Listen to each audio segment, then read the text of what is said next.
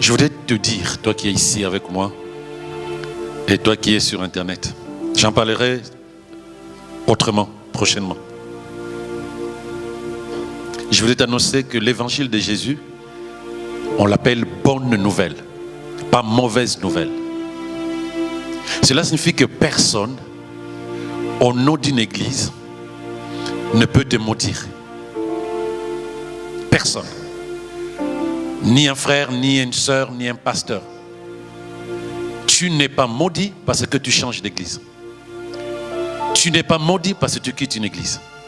Parce que lorsque tu es arrivé dans une église, lorsque tu es arrivé dans cette église, tu venais d'une autre église. Parce qu'il y a quelqu'un qui est avec nous, à qui on a dit cela.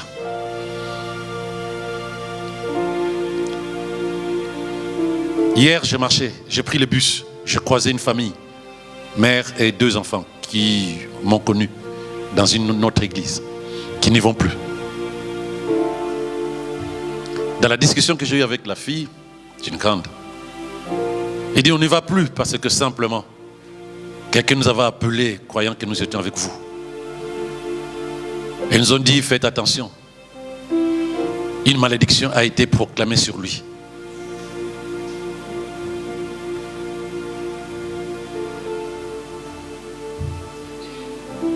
J'en parlerai.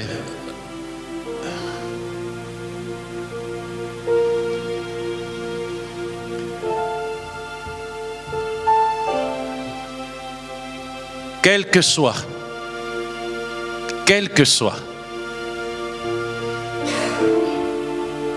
personne ne peut te dire qu'un homme est capable de te maudire parce que tu as changé d'église.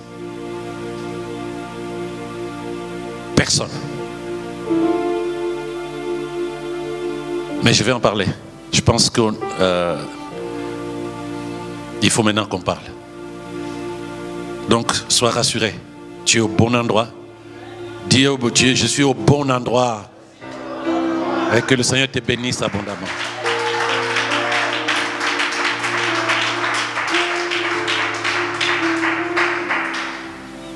Je tourne cette page. Non, ferme un peu ma bouche. C'est fini. Aujourd'hui, nous avons un thème que j'introduis par le Saint-Esprit.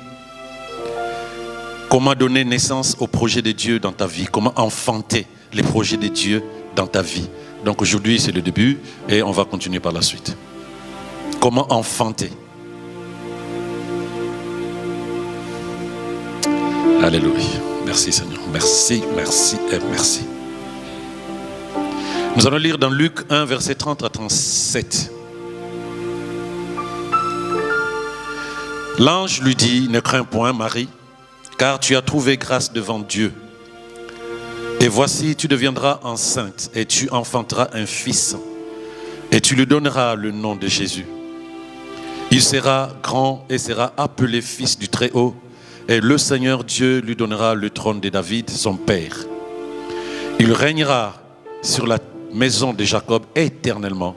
Et son règne n'aura point de fin. Marie dit à l'ange, comment cela se fera-t-il, puisque je ne connais point d'homme? L'ange lui répondit, le Saint-Esprit viendra sur toi, et la puissance du Très-Haut te couvrira de son ombre. C'est pourquoi le saint enfant qui naîtra de toi sera appelé Fils de Dieu. Voici, Élisabeth, ta parente, a conçu, elle aussi, un fils à sa vieillesse. Et celle qui était appelée stérile est dans son 6e mois, car rien n'est impossible à Dieu. Nous prenons encore le verset, Ésaïe 7, verset 14.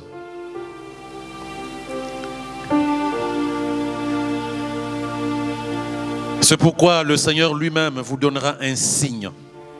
Voici, la jeune fille deviendra enceinte.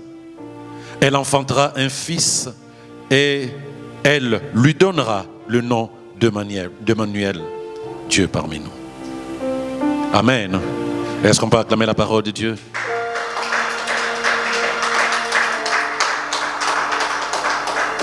Voilà. Comment donner naissance au projet de Dieu dans ta vie. Comment enfanter, comment faire sortir, comment donner naissance aux choses que Dieu a planifiées, programmées, structurées, mises en place avant même que tu sois né, te concernant.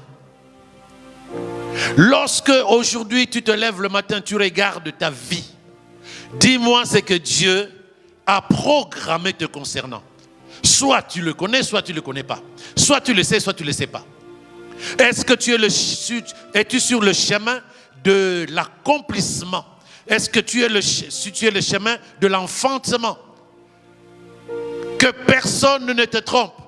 Chaque personne est créée par Dieu, est née de Dieu. Et Dieu a planifié une vie spécifique et une mission spécifique pour chacun de nous. Nous ne sommes pas en train de vivoter. Nous sommes en train de nous préparer à manifester la vie que Dieu a donnée à chacun. Je ne t'ai pas entendu dire amen. Ne te trompe pas, une chaise a une mission. Un stylo a une mission. Une lampe a une mission. Un micro a une mission. Pourquoi un homme créé par le Créateur de l'univers n'aura pas de mission, n'aura pas une vie planifiée par le Créateur lui-même? Mais malheureusement, on a perdu de vue cela. On se lève le matin, on se couche le soir. On pense que notre mission, c'est aller au travail et revenir. Manger, faire un peu une raclette avec des amis, revenir. Aller en vacances, revenir. De temps en temps aller à l'église et revenir. Non, ce n'est pas ça. Nous avons une mission. Nous avons des projets. Dieu dit, car j'ai des projets de paix et non de malheur pour toi. Cette phrase, les chrétiens la connaissent. Ce verset, les chrétiens le connaissent. Mais ils ne se posent pas la question en disant, mais quels sont les projets que Dieu a mis sur moi? Comment les amener à manifestation? Tu ne peux pas te lever le matin et penser une seule seconde que la vie de Dieu, c'est celle que tu vis, ou que Dieu se suffit de ce que tu es. Je te garantis que Dieu ne se suffit pas de ce que tu es.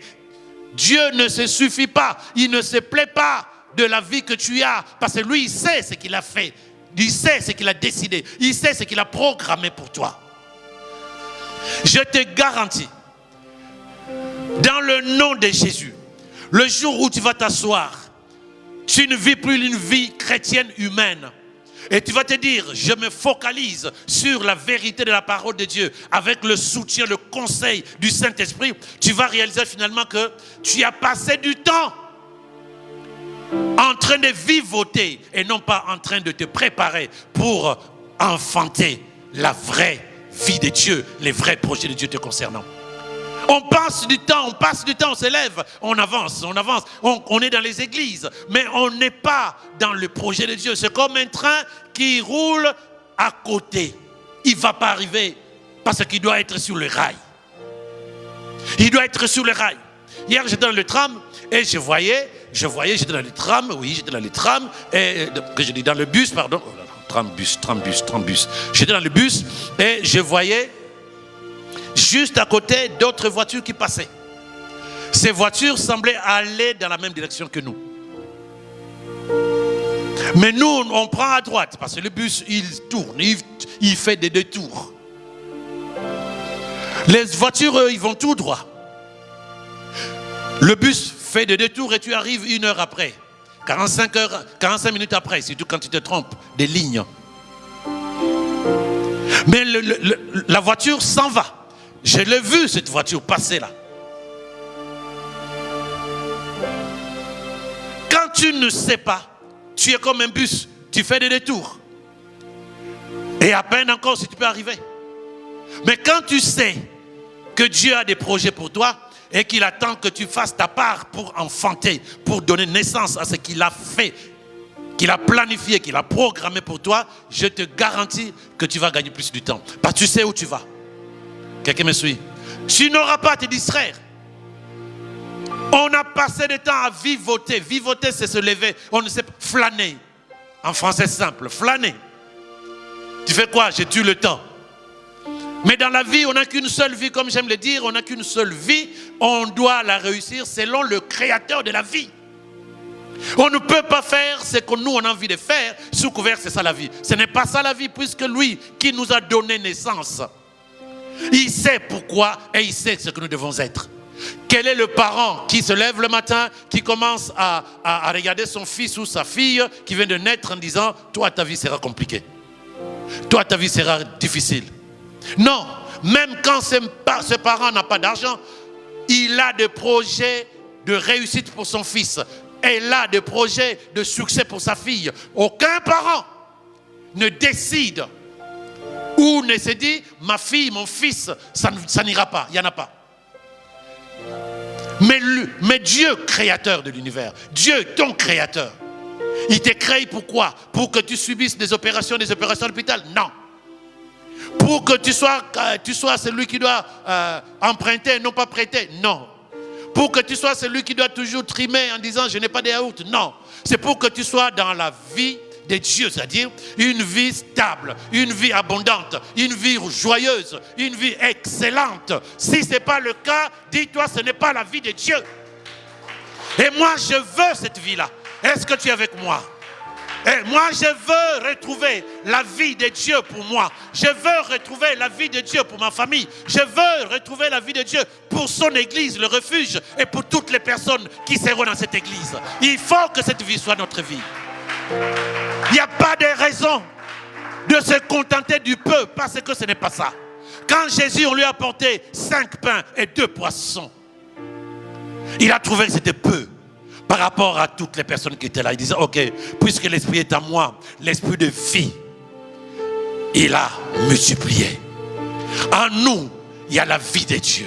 Quand tu as 1, tu as 1000. Quand tu as 1000, tu as 1 million. Parce que c'est la volonté de Dieu que tu sois capable. Il a dit à Adam et Ève, soyez féconds, multipliez. On n'est pas dans la précarité spirituelle. On n'est pas dans la précarité sociale. On n'est pas dans la précarité humaine. Non, on est dans la vie de Dieu. Je suis venu afin que le brebis ait quoi? La vie, et qu'il ait comment? En abondance. Et donc chacun de nous est dans son couloir où il doit être un instrument pour que le monde voit que Dieu est le maître de la vie. Tu as une mission. Dieu a des projets sur toi. Il a investi sur toi. Il attend que tu te bouges. Ne pense pas que le temps est passé. Non, c'est trop tard parce que j'ai 79 ans. Non. Ne pense pas que tu as perdu du temps. Non, on a perdu du temps parce qu'on ne le savait pas. Mais ne pense surtout pas que c'est trop tard. Jamais, jamais, jamais, jamais trop tard. Tant que Dieu te donne encore le souffle de vie, dis-toi que ce n'est pas fini.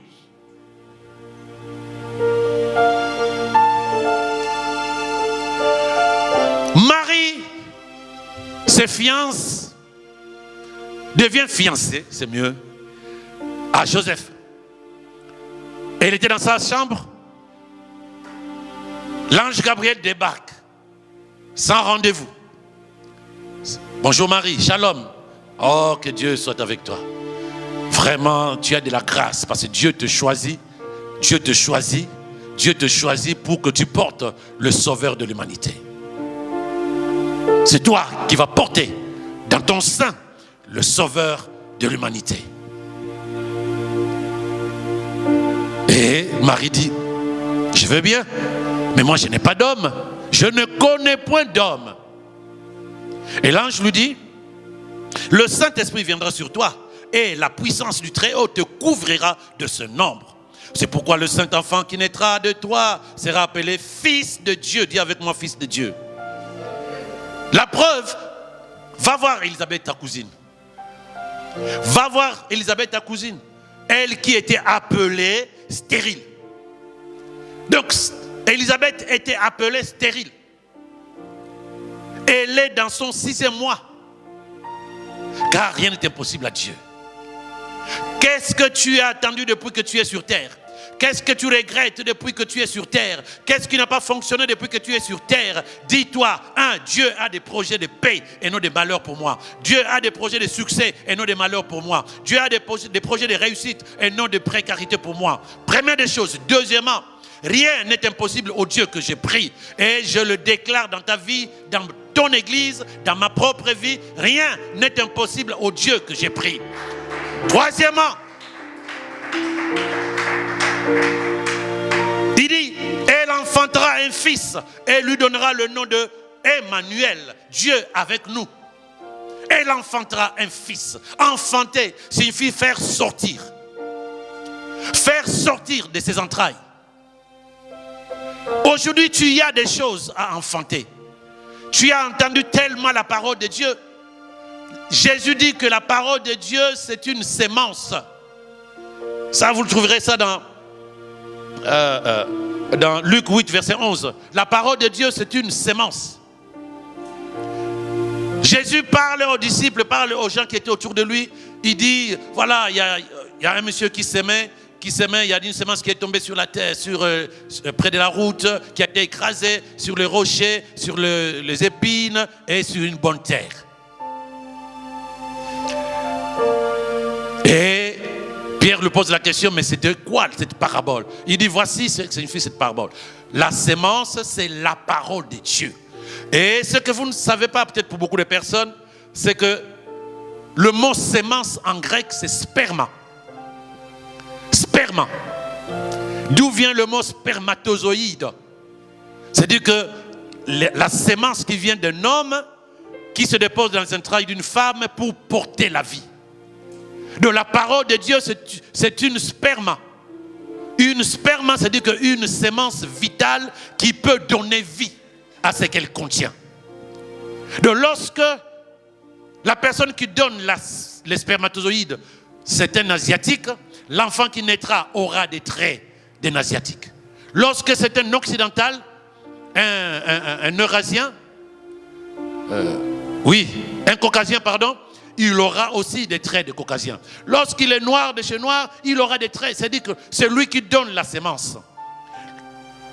C'est-à-dire, ce que tu enfantes sera à l'image de la sémence qui a donné vie à cette œuvre-là, à cette personne-là, à ce projet. Ce que tu vas enfanter viendra de la sémence. Telle est la sémence, telle sera l'œuvre. Est-ce que quelqu'un me suit? Telle sera la sémence, telle sera l'œuvre. Maintenant, pose-toi la question, quelle est la sémence qui peut donner vie? Parce qu'il y a des vies que nous avons qui sont liées à des sémences qui ne sont pas forcément de sémences de Dieu. Dis amen avec moi. Des vies que nous portons qui ne sont pas liées à la parole de Dieu.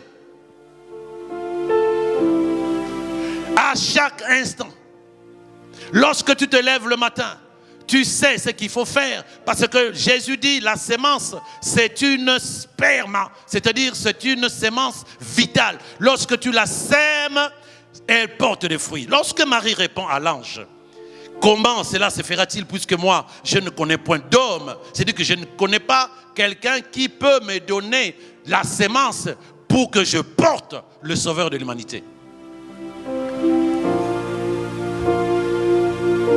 Je ne connais pas la personne qui va me donner la sémence, qui va me porter, qui va me donner la sémence et qui va me donner la capacité de porter cet enfant dont tu parles. Et l'ange lui dit, le Saint-Esprit viendra sur toi. Et quand l'ange a fini de parler, Marie avait dit, je suis la servante du Seigneur, qu'il me soit fait selon sa volonté. C'est-à-dire qu'elle a accepté. Elle a accepté que la parole proclamée sur elle prenne vie en elle. Elle a accepté. Comme une femme, toutes les personnes qui ont déjà eu des enfants savent que pour avoir un bébé dans son sein, il faut d'abord se donner à un homme qui lui va te donner la sémence. Tant qu'on ne reçoit pas une sémence, quelle qu'elle soit, tant qu'on ne se donne pas pour recevoir une sémence, on ne peut pas porter du fruit et on ne peut pas donner naissance à quelque chose. Une femme doit se donner à un homme, l'homme lui donne la sémence. Aucune femme ne peut être enceinte sans sémence d'un homme. Elle doit se donner à un homme. Et se donne à un homme, elle est capable de pouvoir recevoir la sémence sperma. Et elle portera du fruit, elle va être enceinte, elle va prendre soin de sa grossesse jusqu'à ce qu'elle donne naissance. Et le fruit qui naîtra aura les traits de celui qui a donné la sémence. Quelqu'un me suit? Ce qui naîtra, la personne qui naîtra aura les traits de celui qui a donné la sémence. Donc toute naissance passe par la conception, la couve et la naissance, c'est-à-dire l'enfantement.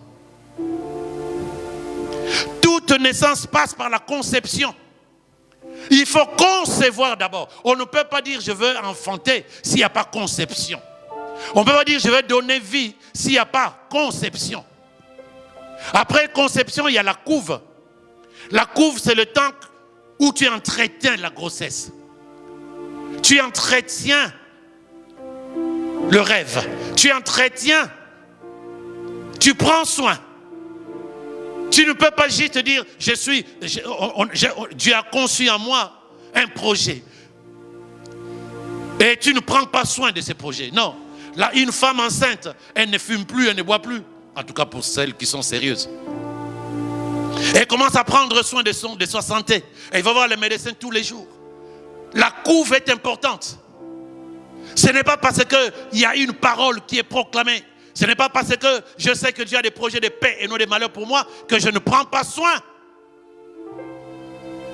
Je dois prendre soin. La couve est importante. Il faut couver les œufs. Il faut couver la parole. Il faut couver. Et quand on a fini de couver au temps convenable, il y a l'enfantement. Tu donnes naissance. Tu veux une vie de Dieu, il faut que tu sois celui ou celle qui conçoit au travers la parole de Dieu, qui conçoit au travers l'esprit de Dieu. Il faut que la sémence vienne de Dieu lui-même pour que ce qui va sortir de toi soit une vie de Dieu. Merci frère. Il faut que la sémence vienne de Dieu pour que lorsque tu vas en donner naissance, tu vois les choses de Dieu dans ce que tu donnes naissance. Tu ne peux pas vouloir une vie de Dieu.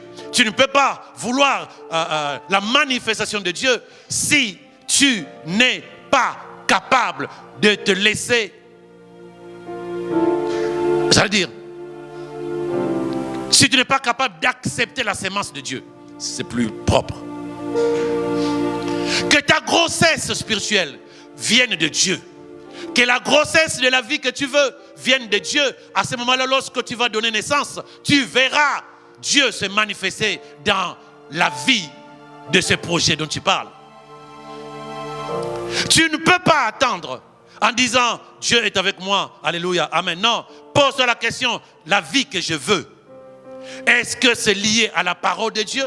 La vie que je veux, est-ce que la sémence de Dieu, la parole de vie, c'est elle qui a conçu cette grossesse que je porte et qui va arriver à terme?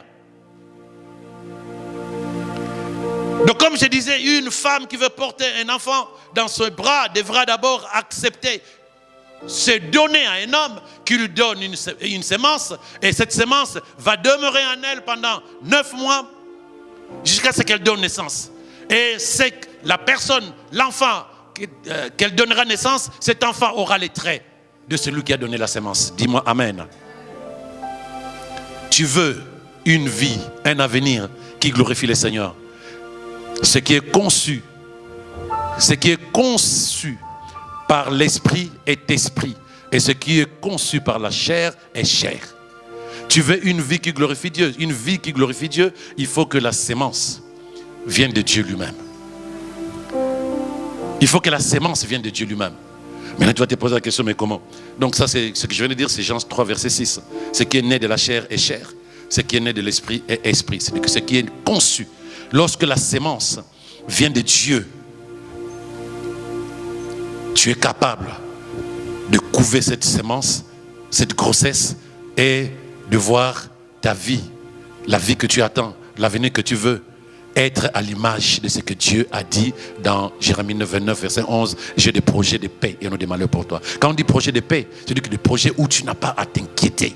Quelle que soit la dimension de ta vie, spirituelle, sociale, professionnelle, tu n'as pas à t'inquiéter. C'est ça qu'on appelle projet de paix et non de malheur. Afin que tu aies quoi? Un avenir et de l'espérance. Mais pour que ces projets se manifestent, il faut que tu conçoives une grossesse liée à la parole même de Dieu lui-même. Lorsque tu regardes ta vie, tu te poses la question, quelle est la sémence qui fait de moi ce que je suis? Quelle est la sémence qui fait de moi ce que je suis? Sémence, parole, sperma. Quelle est la parole qui fait de toi ce que tu es? Quelle est la parole qui a été sémée à l'intérieur de toi pour donner la vie que tu as? Et qu'est-ce qu'il faut faire pour enfanter une autre personne, une autre vie, un autre enfant? Lorsque une femme marronne ou noire a eu 3, 4, 5 enfants avec un homme noir, si elle veut une autre couleur de peau, elle doit changer de sémence. Chercher une personne qui a la peau claire pour que cette personne lui donne une sémence qui aura ses attributs. Lorsque tu vis dans une vie qui ne glorifie pas Dieu, il te faut te dire, c'est juste un problème de résultat. Donc le résultat que j'ai, c'est lié à un type de sémence qui a été accepté à l'intérieur de moi. J'ai besoin aujourd'hui d'aller chercher une autre sémence. Or, la meilleure sémence pour avoir la meilleure vie, c'est la sémence de Dieu dans sa parole. Dis amen avec moi. Matthieu 12, verset 33. Matthieu 12, verset 33, il nous dit quelque chose que nous pouvons lire.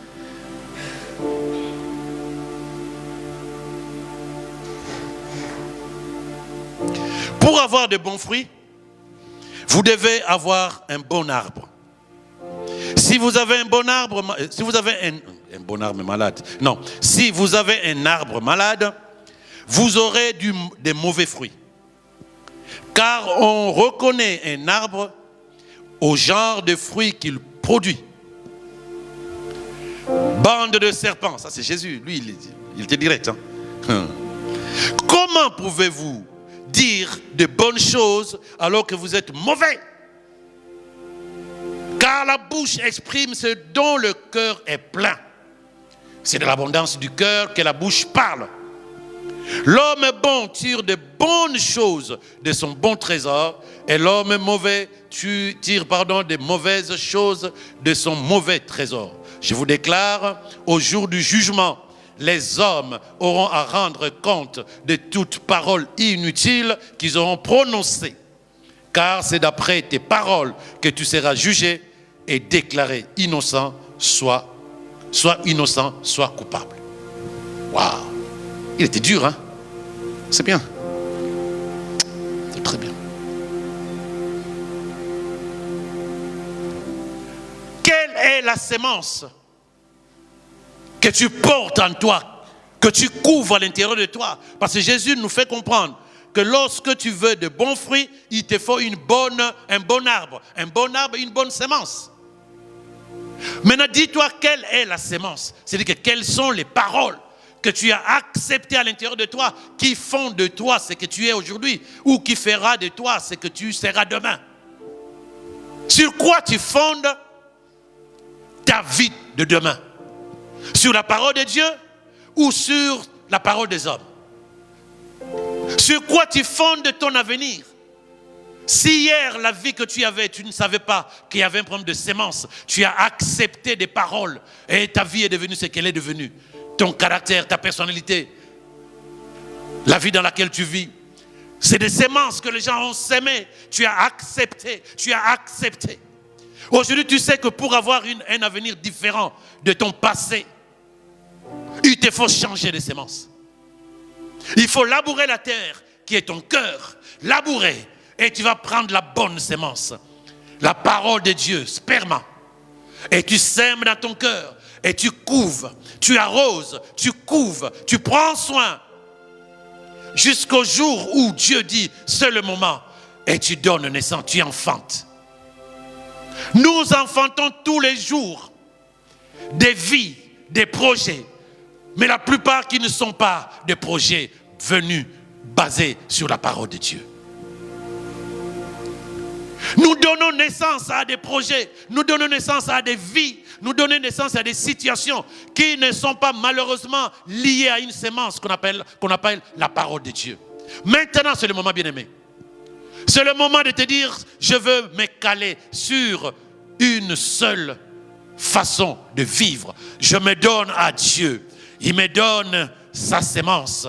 Et cette sémence, je vais la prendre soin. Je vais prendre soin. Je vais irriguer. Je vais arroser. Je veux méditer. Je veux pratiquer. Je prends soin jusqu'à ce qu'au temps convenable, je porte naissance ce que contient la parole de Dieu. Et je sais que la parole de Dieu me rassure que tout ce qui vient de Dieu est pour la gloire de son nom. Donc je n'aurai pas une autre vie que celle qui glorifie son nom. Dis amen avec moi.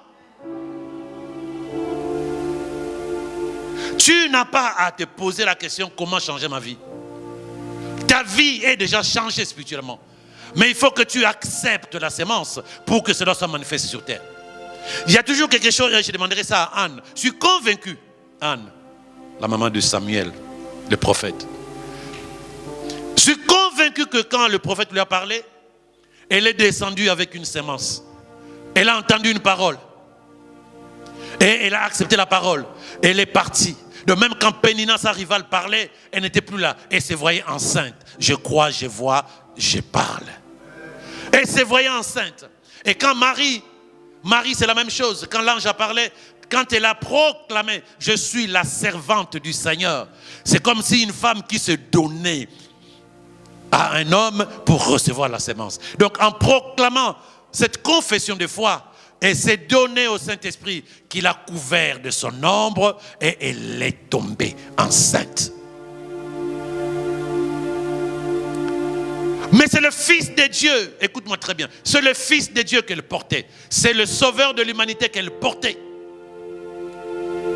Les gens estiment que parce que Dieu a des projets pour moi, il faut que ça se passe de manière surnaturelle. On n'a plus envie de regarder Dieu, de regarder les choses avec lucidité et sagesse. Puisque ce Dieu, je veux que ma vie soit transformée. Je ne veux plus à l'école, je ne me marie plus. Non, pas ça. Non, je n'ai pas besoin de me préparer pour me marier ou je ne travaille pas, j'aurai de l'argent. En fait, on estime puisque Dieu a des projets pour moi, qu'il a déjà tout planifié, je n'ai besoin que de me réveiller et de posséder ces projets. Ça là, tu as menti. Le projet de Dieu, c'est dans ta vie, oui. C'est des projets glorieux. Chacun de nous, même celui qui est au fin fond de l'église de 1000 personnes, de 10 000 personnes, chaque personne qui est née de Dieu, Dieu a mis sur sa tête des projets pour la gloire de son nom. Dis amen avec moi. Même toi-même, n'aie pas peur que personne ne te mente, que personne ne t'embrouille, que personne ne vienne te raconter n'importe quoi. Tu es connu de Dieu. Tu es connu de Dieu. Tu es connu de Dieu et Dieu a mis sur toi des projets. Des projets par lesquels son nom sera glorifié. Dis amen avec moi. Mais ne te dis pas, puisque Dieu a des projets pour moi, c'est rien, je vais attendre. C'est pourquoi beaucoup de personnes sont découragées sur le chemin de leur vie spirituelle. Parce qu'ils se disent, mais pourquoi Dieu qui m'a dit, on a prophétisé sur moi, j'ai entendu une parole, j'ai fait un rêve, mais pourquoi je ne vois pas la manifestation? Mais parce que, comment ça s'appelle, Marie est tombée enceinte, elle a reçu la sperme par le Saint-Esprit, la parole. Elle est tombée enceinte, mais elle a vécu avec 9 mois de grossesse. 9 mois. C'est l'enfant de Dieu, le Fils de Dieu. C'était le sauveur de l'humanité. 9 mois. Pourquoi elle n'a pas mis au monde le lendemain où Gabriel est passé, lui rendre visite? Eh oui. Ah ben tiens, c'est l'enfant du Dieu Tout-Puissant. Ben, un jour de grossesse. Elle tombe enceinte aujourd'hui, demain elle va à Rangueil.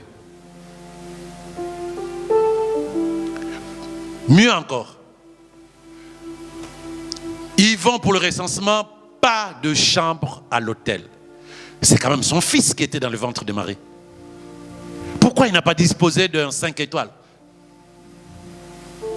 C'est son fils qui était dans le ventre de cette dame. Pourquoi Dieu n'a pas disposé d'un 5 étoiles? Eh oh, prenez soin de mon fils. Sa mère est là, elle est enceinte. Tu as le projet de Dieu sur ta vie. Tu connais ou tu ne connais pas, demande au Saint-Esprit, on va en parler. Mais toi, tu dois te dire, je vis la vie que Dieu me donne, je couvre le projet de Dieu jusqu'au temps convenable. Quel que soit ce que tu attends de Dieu, ne cherche pas à spiritualiser ou à mystifier. Tu as le projet, Dieu a des projets pour toi. Tu peux le vivre si tu te laisses inondé par son esprit et sa parole. Mais n'oublie pas que Marie qui a reçu le Fils de Dieu en conception avec le Saint-Esprit a vécu 9 mois avec cette grossesse. Dieu n'a pas dit, mais puisque c'est mon projet, je vais faire ça en 30 secondes. Non. Elle s'est préparée comme toutes les femmes qui devaient aller accoucher. Elle s'est préparée. Elle a fait tout ce qu'il fallait faire comme une femme enceinte normale. Mais aujourd'hui, lorsque nous avons des projets de Dieu, ou certaines personnes, soit on ne croit plus que Dieu a des projets pour nous, soit nous croyons et nous ne faisons rien pour les amener à manifestation.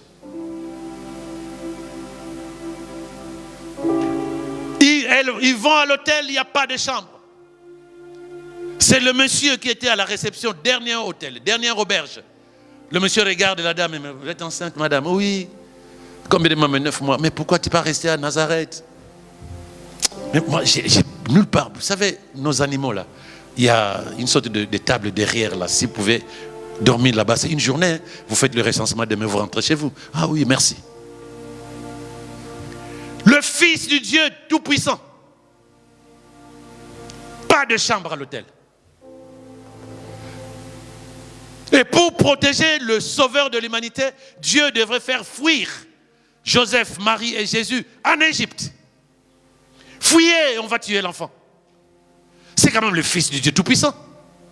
Pourquoi ne pas dire personne ne le touchera? Parce qu'aujourd'hui, c'est nous, c'est ça. Je suis enfant de Dieu. Ma vie est entre les mains de Dieu. Amen. Amen. À condition que c'est le Saint-Esprit qui t'a révélé ça. Mais si ce n'est pas le Saint-Esprit, sois sage. Sois sage. Fais les choses avec Dieu, mais dans la normalité. Fais-le avec Dieu. Ne sois pas éberlué en disant je suis enfant de Dieu, Dieu a des projets pour moi, je vais là-bas comme quelqu'un que j'avais vu dans un consulat. On lui a refusé le visa pour Londres, moi j'étais juste à côté. Et la personne chrétienne, hein, vers 5 h du matin, elle dit à la dame qui lui dit non, pas de visa, refus. Elle me dit oh, vous allez me donner le visa. Vous allez me donner le visa. Vous ne savez pas qui je suis. Hein? Vous ne savez pas qui je suis. Je suis la fille du roi des rois. Vous allez me donner le visa. Donc la dame qui était là, elle était à faux. Elle lui dit de se calmer. Elle ne voulait pas se calmer. Et il y a une qui est sortie là-bas qui devait être sûrement secrétaire de l'ambassade, une blanche, qui vient là-bas, qui lui parle en anglais. Elle dit non, non, non, je n'ai pas besoin de visa. Elle était d'une insolence, sous couvert qu'elle est fille du roi des rois. Mais moi, je me suis dit, celle-là, elle n'ira plus jamais en Angleterre. On va la blacklister. Chaque fois que tu rentres à l'ambassade, il y aura son nom devant. Mais parce que son attitude n'est pas digne d'un enfant de Dieu. Un enfant de Dieu, c'est celui qui sait qui il est, comme Jésus, mais qui opère dans l'humilité et qui se prépare à ce que Dieu se glorifie dans sa vie. Ce n'est pas parce que Dieu a des projets pour moi que je deviens orgueilleux et je deviens négligent, je deviens impoli, si ça existe encore ces mots, je deviens paresseux. Non, je suis comme Marie, je prends soin de ma grossesse jusqu'à ce qu'au temps convenable, elle arrive à donner naissance. Je prends soin. Donc lorsque Dieu te donne un message, un réma, dans un enseignement, tu sens que ça te charcute. Lorsque Dieu te donne un message à l'intérieur de toi, dans une méditation personnelle, tu sens qu'il y a quelque chose qui se passe là-dedans. Sache que tu viens de recevoir une sémence spirituelle, vitale, qui est capable de donner vie. Si tu l'arroses, si tu couves cette sémence et tu l'amènes à terme. Les chrétiens n'ont plus le temps de couver sur la parole de Dieu. Ah, gloire à Jésus, ça m'a touché ce que tu as dit. Mais je n'ai pas besoin que ça te touche. Il faut que ça soit une sémence qui rentre en toi et que toi tu arroses, que tu couves. Jusqu'au temps convenable, tu verras ce que ça va t'apporter. Les chrétiens n'ont plus le temps. C'est église fast-food aujourd'hui. Si je viens vous m'asseoir là, me mettre debout ici, pendant 5 mois, en train de vous parler de la même chose, le 6e mois, je serai peut-être seul. Tout le monde est parti. Ça, c'est le chrétien. En temps, ce qu'on a dit aujourd'hui, demain, à la sortie, on ne sait même plus de quoi il s'agit. Mais on veut quelque chose de nouveau. Mais commence par s'aimer à l'intérieur ce qui a été dit. Arrose, couve, prends soin et porte le bébé qui est à l'intérieur de la parole que tu as reçue. Donne vie à la parole qui est à l'intérieur de toi que tu as acceptée. Et ensuite, tu peux encore attendre. Aucune femme qui est enceinte va dire, non, je vais encore être enceinte. Mais accouche d'abord. Aucune femme qui est enceinte, qui se dit, je veux encore tomber enceinte, tant qu'elle n'a pas accouché, elle ne peut pas. Donc, tant que tu n'as pas accouché ce que Dieu a mis sur toi, ce que tu as accepté, comment vas-tu encore accepter autre chose? Commence par amener à accomplissement. Commence par amener à manifestation ce que Dieu a mis en toi. Tu as déjà, bien aimé, tu as déjà été ébranlé par une parole. Dans une prédication, dans une prière ou dans une méditation. Tu as été secoué par une parole. Qu'est-ce que cette parole est devenue? Si tu as été secoué par une parole un jour, qu'un serviteur de Dieu, une servante de Dieu prêchait, tu as te dit, ouh, tu as même pris des décisions ce jour-là. Qu'est-ce que cette parole est devenue? Dis-toi que cette parole qui t'a secoué, ton esprit a dit, ça c'est la sémence pour toi et moi. Qu'est-ce que tu en as fait? Tu as continué de fumer, de boire de l'alcool, de faire du sport à 9 mois, à 8 mois? Qu'est-ce que tu as fait de cette parole qui t'a ébranlé, qui t'a secoué? Y a-t-il quelqu'un avec moi? L'enfantement de Dieu, enfanter la vie de Dieu, se recevoir sa parole, accepter sa parole, arroser, c'est-à-dire que je continue à affirmer que je suis enceinte et la parole de Dieu. Si tu es marié à un Asiatique, l'enfant qui naîtra aura des traits d'un Asiatique. Si tu es enceinte de la parole de Dieu, la vie que tu vas avoir, la vie à laquelle tu donneras naissance, aura les traits de Dieu. C'est-à-dire que tu auras cette vie dont tu parles, car j'ai des projets de paix et non de malheur pour toi, afin que tu aies un avenir. Mais ce n'est que comme ça que tu peux avoir la vie de Dieu. Pas parce que tu vas à l'église, bien-aimé. Pas parce que quelqu'un a prophétisé sur toi. Parce que les prophéties, il faut déjà que tu les acceptes. Mais quand tu les acceptes, il faut déjà que tu les couves, que tu les arroses, que tu prennes soin, que tu te prépares. Comme une femme qui va accoucher dans 6 mois, dans 7 mois, dans 8 mois, dans 9 mois. Elle se prépare pour devenir mère porteuse de vie. Chacun de nous, Dieu a planifié, programmé de véritables projets pour la gloire de son nom. Il faut le savoir et il faut s'y préparer. Il faut le savoir, il faut l'accepter et se préparer. Dis amen avec moi. Dieu, il est tout puissant. Il n'a pas besoin de toi et moi. Mais il prend plaisir de t'utiliser, de m'utiliser. Il a besoin d'un canal humain pour se glorifier sur terre. Toi, tu ne sais peut-être pas ce que Dieu a mis sur ta vie. Moi, je peux te parler comme un prophète, je ne suis pas prophète. Donc je ne te dirai pas ce qu'il y a dans ta vie. Mais toi-même, en connexion avec le Saint-Esprit, tu es capable de réaliser finalement que pendant tout le temps que tu as vécu, tu étais à l'opposé de ce que Dieu attendait de toi. Pendant tout le temps, personne ne te dira que ce n'est pas pour toi. Non. Si tu es né de Dieu en Jésus-Christ, Dieu a des projets pour toi. Dieu a investi dans ta vie. Mais tu peux ne pas les savoir. Parce que ce n'est pas ta culture de chercher. Ce n'est pas ta culture de vouloir être un instrument dans la main de Dieu. Tout le monde n'est pas appelé d'être pasteur. Je ne parle pas de ça. Mais tout le monde est capable d'être un instrument pour la gloire de Dieu. Là où tu es. Tout le monde est appelé. Maintenant, après, chacun fait ce qu'il veut. Tout le monde est appelé à être un instrument de Dieu dans sa famille, dans son entourage, dans son église, dans son pays ou dans le pays dans lequel il est. Tu ne dois plus te sous-estimer. Tu ne dois plus t'amoindrir. C'est faire affront à Dieu. C'est comme la chaise sur laquelle tu es. Si on la mettait là, on lui dit, chaise, toi, on ne sait pas qui tu es. La chaise dira, mais non, mais la forme que j'ai, c'est pour que l'être humain vienne se reposer sur moi.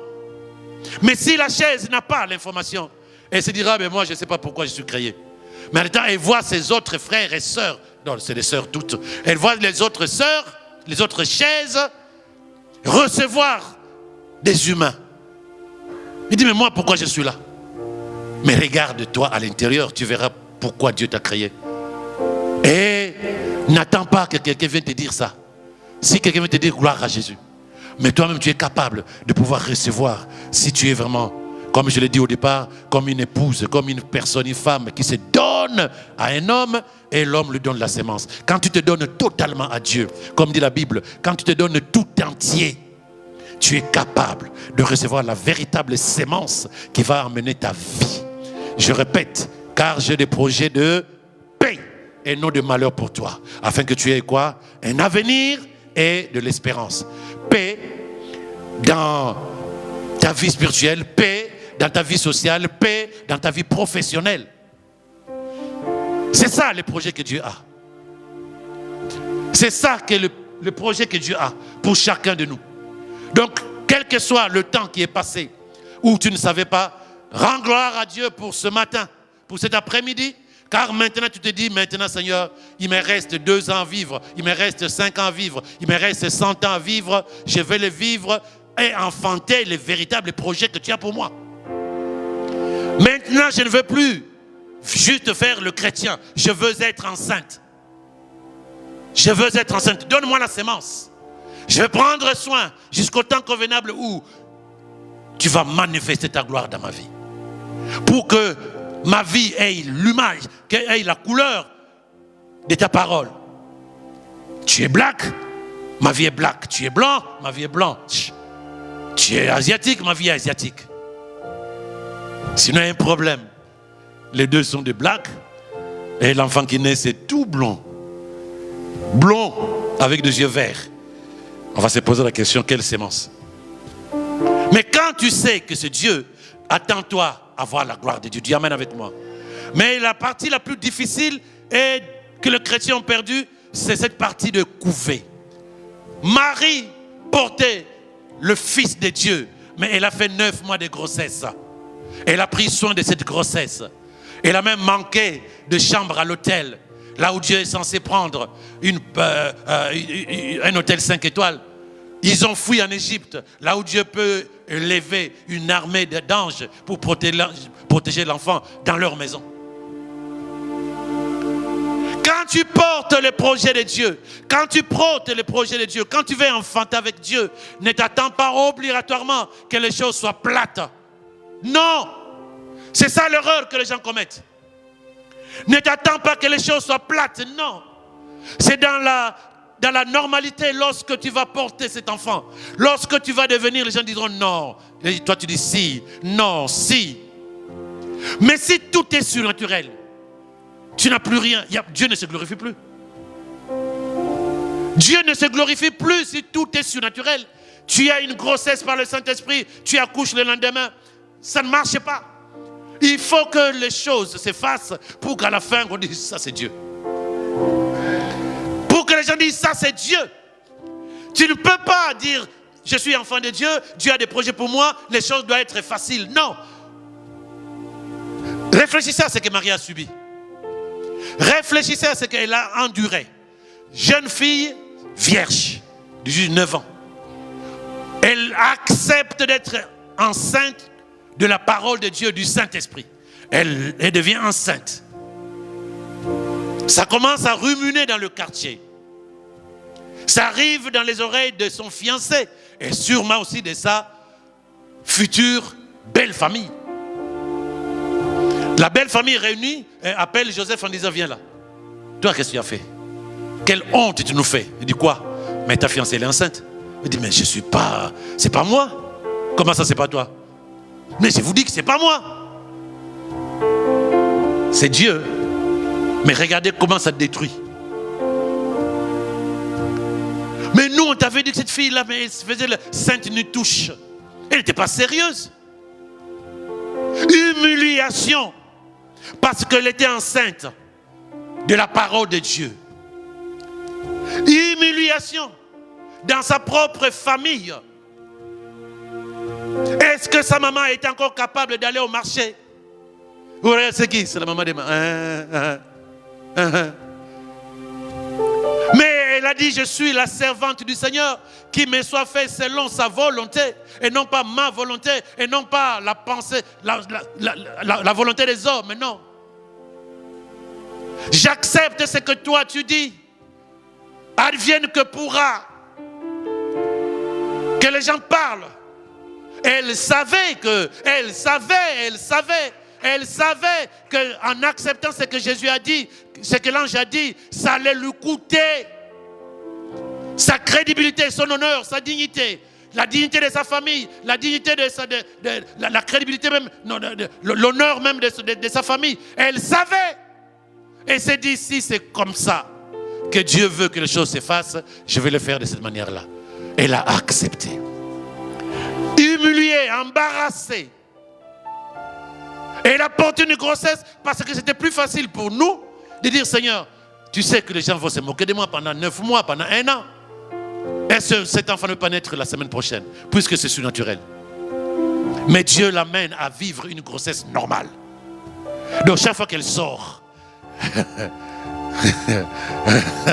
et chaque jour, je ne sais pas si le film qu'on nous montre et les dessins, elle était aussi maigre et frêle comme ça, mais la morphologie comme ça, elle devait avoir un ventre jusqu'à la porte.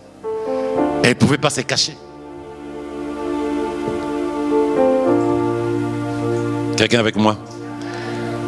Tu es capable de donner naissance à la véritable vie que Dieu t'a donnée. Mais quelle sémence tu acceptes? Quelle sémence tu acceptes? Donc si tu regardes comment Marie a vécu la naissance de Jésus, tu te dis, quelle est ma façon de porter, de concevoir une vie qui glorifie Dieu? Si j'accepte, comme Marie, je suis la servante du Seigneur, qui me soit fait selon sa volonté. Je suis le serviteur du Seigneur. Tout le monde est serviteur. Hein? Tout le monde est servante. Ça, c'est des enseignements aussi. Tu acceptes en disant, Seigneur, je veux maintenant vivre ta vie. Je vais maintenant avancer avec toi. Je veux être ensémencé par ta parole. Tu acceptes et tu réalises que les choses ne seront pas forcément comme tu le souhaites. Mais c'est la fin d'une chose qui est plus importante pour Dieu, pas de commencement. Ce n'est pas ce que toi tu veux. Notre logique humaine souhaiterait, lorsque nous sommes enfants d'un président ou d'un roi, les choses se font mieux que tout le monde. C'est des gens qui viennent te laver les pieds. Moi j'ai vu Louis XIV, mon cher ami Louis XIV, quand il se lève, quand il se lève de son lit, tout le monde est déjà là. Le roi va se lever, il y avait quelqu'un qui se couchait à même la moquette qui le surveillait. Donc c'est lui qui allait récupérer tout le monde. Et il se mettait autour du lit, il se réveille, il fait ça, et on l'habille. Donc en fait on l'habille, il fait ça. Gloire à Jésus. Il fait ça, on l'habille. L'enfant de Dieu, sous couvert que je suis enfant de Dieu, souhaiterait que sa vie soit comme le roi soleil. Non. En fait, il n'a pas dit que tu n'auras pas de problèmes parce que tu es son enfant. Il a dit, vous aurez des tribulations. Mais courage, moi j'ai vaincu. Il a dit que tu traverseras les eaux, tu traverseras les feux. Traverser, je le dis un jour ici, traverser signifie passer. Passer. Donc lorsque tu sais que même pour le Fils de Dieu, la dame qui a porté l'enfant Jésus a subi l'humiliation, a subi opprobre, a perdu sa crédibilité, a perdu son honneur. Lorsque tu sais qu'elle a été à 2 doigts d'accoucher sur le chemin parce qu'il n'y avait nulle part où aller dormir. Lorsque tu sais qu'elle n'avait pas de parents en Égypte, mais il fallait fuir en Égypte jusqu'à ce que Hérode meure. Mais lorsque tu vois ce que Jésus a fait pour l'humanité, tu te dis ça vaut la peine. Tu ne vois plus les souffrances, tu ne vois plus les problèmes, tu ne vois plus tout ce que les gens peuvent dire ou ne pas dire. Tu vois juste ce que Dieu est capable de faire dans ta vie le jour où tu vas donner naissance au projet que Dieu a sur toi. Quelqu'un est avec moi? Très souvent, Dieu nous permet de passer parfois dans ces moments-là pour mourir en nous-mêmes. Très souvent. On ne sait pas quoi qui était sur Marie ou sur Joseph, mais peut-être que ça valait la peine qu'elle passe par là pour que le fils qui naîtra d'elle soit vraiment l'enfant de Dieu et non pas l'enfant de Marie.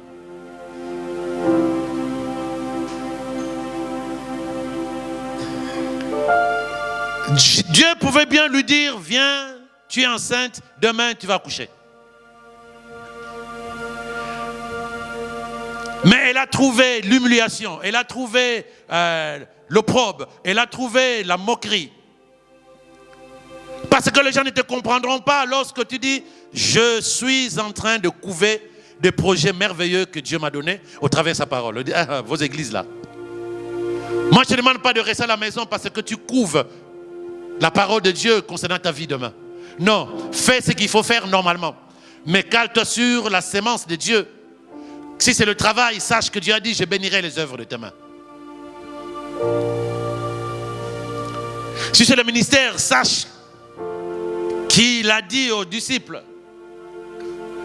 je vous enverrai, vous recevrez une puissance. Le Saint-Esprit viendra pour vous, afin que vous soyez mes témoins.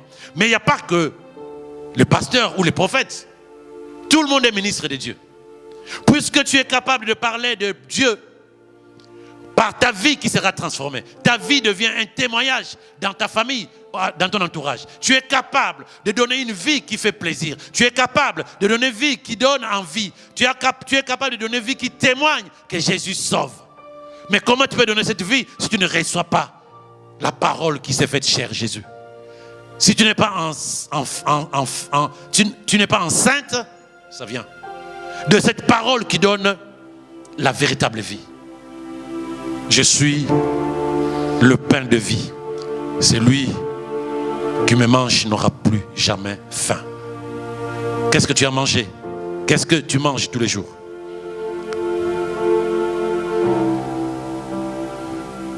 Y a-t-il quelqu'un qui me suit? Lorsque tu portes les projets de Dieu à l'intérieur de toi, tu peux trouver les portes parfois fermées. Comme les portes de l'hôtel, des hôtels, des auberges, des gîtes. Les portes sont fermées. Encore une fois, n'oublie jamais ce que je t'ai dit tout à l'heure. Il y a plusieurs évangiles. Je réponds. Il y a plusieurs doctrines. Il y a plusieurs regards. Quand je suis dans une église, qu'est-ce que j'attends? Il y a ceux qui te diront, souffre ici, demain tu seras bien au ciel. Ce n'est pas la vérité. Il y a ceux qui te diront, tu es enfant de Dieu, tu dois revendiquer une vie épanouie, une vie bien. Tu as des immeubles, tu as des voitures. Ce n'est pas si vrai que ça. Parce qu'on n'a pas besoin d'être enfant de Dieu pour vivre cela. Mais c'est quoi la véritable vie de Dieu? C'est quoi la véritable parole de Dieu? La véritable parole de Dieu, c'est d'abord le cœur. Le cœur, le cœur. Parce qu'il n'y a rien de ce que nous aurons sur terre que nous allons emporter. Rien. Le cœur d'abord, et ensuite, à partir du cœur, la vie de Dieu qui se répand à l'extérieur. Et tu peux jouir des bénédictions matérielles. Mais d'abord le cœur. Tu peux être dans une église où on t'apprend à faire quoi? Et à construire une maison, comment avoir de l'argent, comment faire ceci, tout ça là. Gloire à Dieu. Mais je n'ai pas besoin d'être dans une église pour ça. J'ai besoin d'abord que mon cœur soit comme le cœur de Dieu. C'est-à-dire, j'aime mon prochain comme jamais je n'ai aimé quelqu'un. D'abord le cœur. Et puisque je suis connecté avec l'esprit, l'esprit me donne sagesse, l'esprit me donne intelligence, l'esprit me donne révélation pour que je sois capable de pouvoir faire des choses.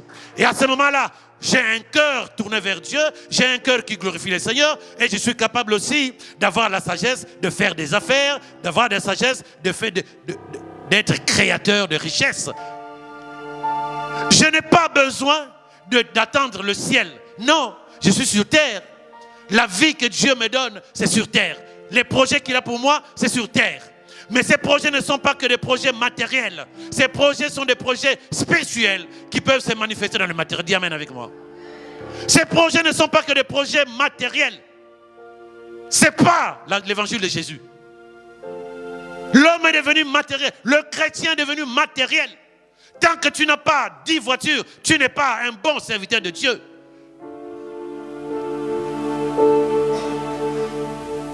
Tant que tu n'as pas 15 maisons, tu n'es pas dans une bonne église. Maintenant, donne-moi ton cœur. Dis-moi comment tu aimes, je te dirai qui tu es. La première vie de Jésus, la Bible dit, je vous donnerai un cœur nouveau, un esprit nouveau. Donc lorsque le cœur est transformé et l'esprit prend totalement place à l'intérieur de toi, la sémence de Dieu reste en toi et cette sémence est capable de se manifester à l'extérieur. Parce que la sagesse, l'esprit de sagesse, l'esprit d'intelligence, l'esprit de révélation, l'esprit de richesse divine est en toi. Le Seigneur est mon berger, je ne manquerai de rien.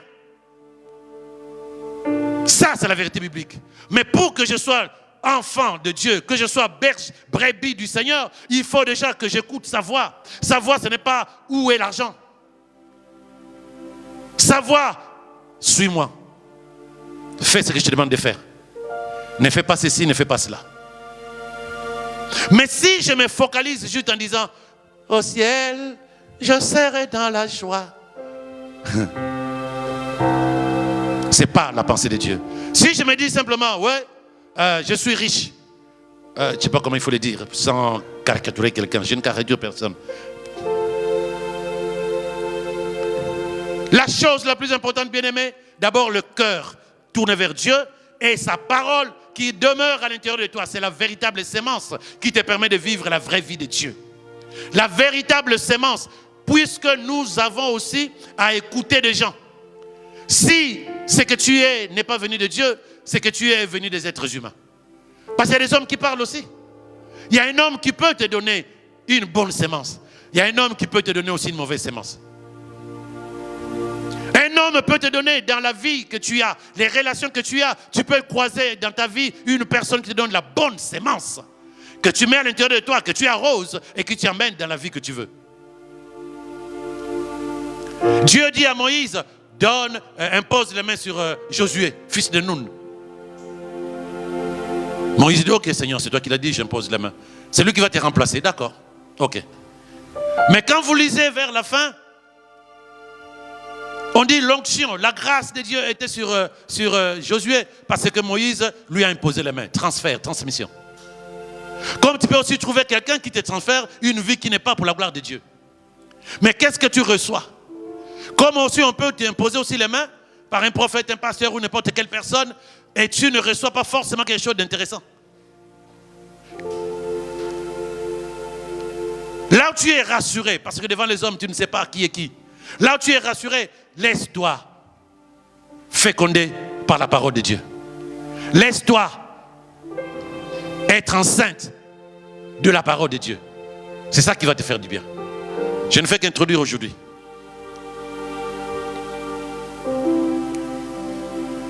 Est-ce qu'il y a quelqu'un avec moi?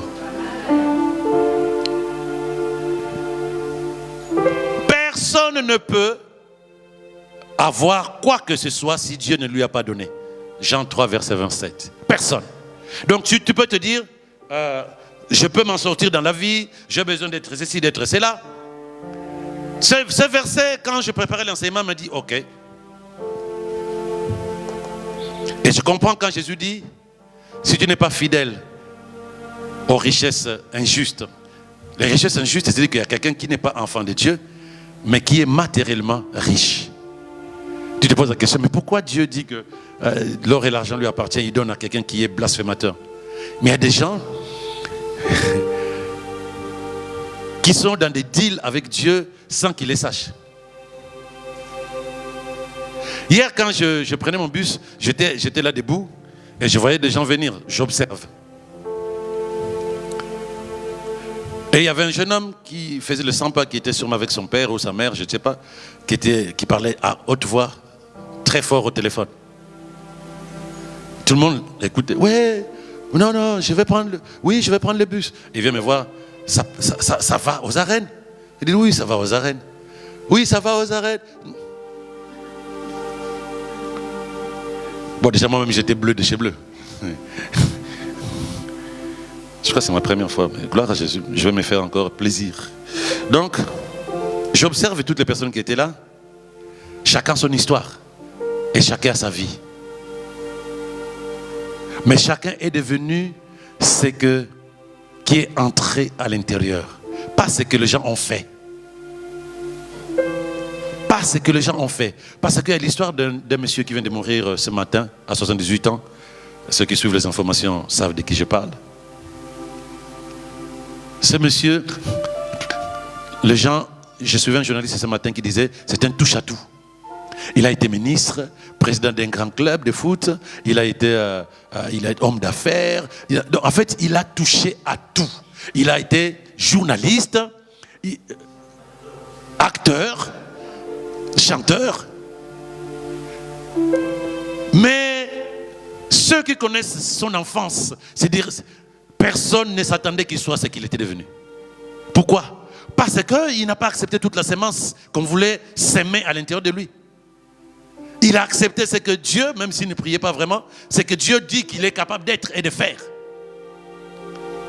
Je n'ai pas besoin que quelqu'un m'impose la main. J'ai besoin de croire à ce que Dieu veut que je sois. Car dans sa présence, je ne vois pas pour quelle raison il me dira, toi tu ne dois pas, lui il sera. Toi tu ne dois pas, lui sera. Toi tu ne dois pas, lui sera. Ce n'est pas prévu. Ce n'est pas prévu qu'il y a un couloir. Il y a la rangée gauche, malédiction, rangée droite, bénédiction. Rangée gauche, précarité, rangée droite, abondance. Ça n'existe pas chez Dieu. Si c'est le même esprit qui était en Jésus, c'est cet esprit-là qui a permis de multiplier. C'est le même esprit qui te donne des capacités de pouvoir faire et devenir. Il faut te libérer. Ce n'est pas fini, bien-aimé, ce n'est pas fini. Tu es capable de devenir ce que Dieu veut que tu sois. Tu as juste besoin dorénavant d'être enceinte de sa parole, de prendre soin de cette parole, de travailler pour l'accomplissement, pour la naissance de ce que Dieu dit te concernant. Vas-y, arrange-toi à ce que tu avances avec ça. Tu as juste besoin de prendre soin. 9 mois de grossesse, Seigneur, je suis là. Humiliation, je suis là. Manque, porte fermée parfois, je suis là, Seigneur. Je suis convaincu que la fin de cette histoire va te glorifier, va te célébrer, va te magnifier. Tant que tu n'es pas assis, fondé sur la vérité de ton Créateur, qui n'est pas un être humain. Même un être humain, quand tu crées, il est capable de dire ça c'est pour ça. Comment tu peux te dire que ta vie, Dieu ne sait pas ce que tu dois être demain? Comment tu peux penser à ça? Non. Bien-aimé, donne-toi tout entier. Reçois la sémence divine. Porte cette grossesse de ce que Dieu veut que tu sois. Et au nom de Jésus, avec le soutien du Saint-Esprit, donne naissance au projet de Dieu pour ta vie.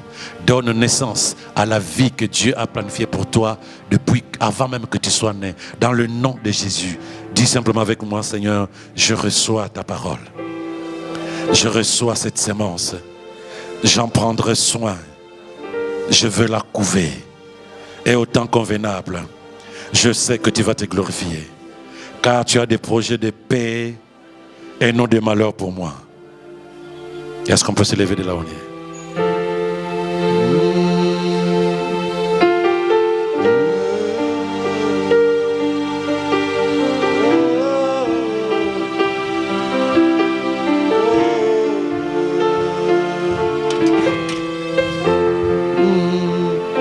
Maintenant tu te dis, je veux enfanter la vie de Dieu. Je vais enfanter, je vais faire sortir les projets, la mission, tout ce que Dieu a mis sur ma tête. Il ne m'a pas créé vide.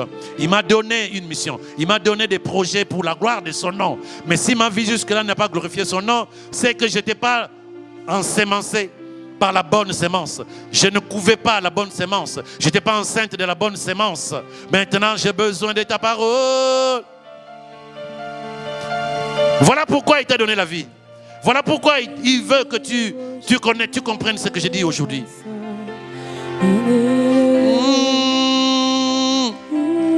Ta parole est vérité. Cherche, dis Seigneur, donne-moi encore un réma. Donne-moi une parole. Dis un mot, je veux intégrer cela à l'intérieur de moi comme une sémence. Je suis ton serviteur, je suis ta servante. Fais de moi ce que bon tu voudras. Fais de moi un instrument pour la gloire de ton nom. Oh, Sherebo Sayada Baba.